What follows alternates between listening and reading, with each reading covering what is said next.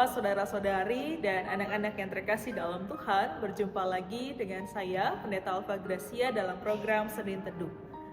Ibu Bapak Saudara, pernahkah melihat kepiting dalam ember? Mungkin kita tidak asing dengan gambaran ini, bahwa ketika beberapa ekor kepiting diletakkan di ember dan mereka masih hidup, yang terjadi adalah walaupun ember tersebut tidak ditutup, tapi kepiting-kepiting itu tidak akan bisa keluar dari ember itu. Apa yang terjadi?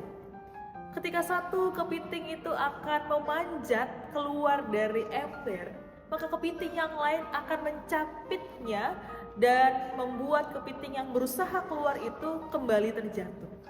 Begitu seterusnya berjalan sehingga tidak ada satu ekor kepiting pun yang bisa melepaskan diri dari ember tersebut.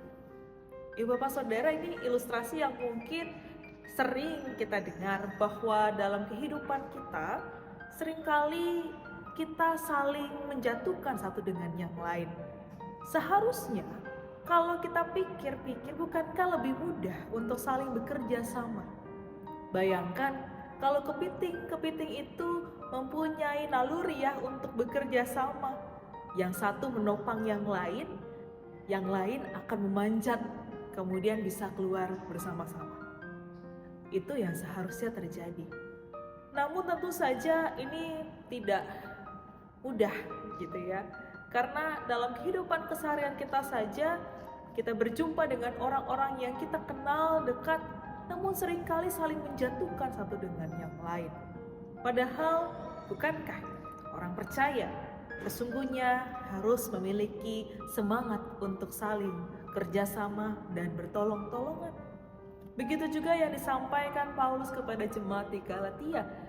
Mari kita membuka firman Tuhan, Galatia 6 ayat 2. Bertolong-tolonganlah menanggung bebanmu, demikianlah kamu memenuhi hukum Kristus.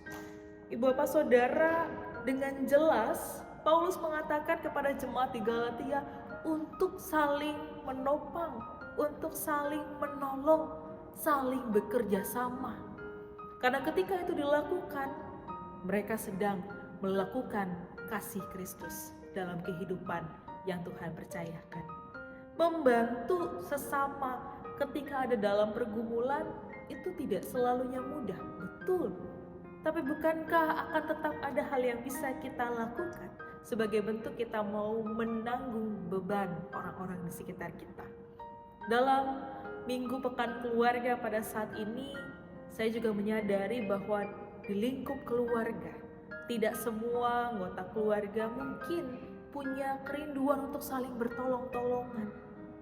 Mungkin juga ada di antara kita yang justru dalam kehidupan keluarganya memiliki sikap sebagaimana kepiting-kepiting dalam ember, saling jatuhkan satu dengan yang lain.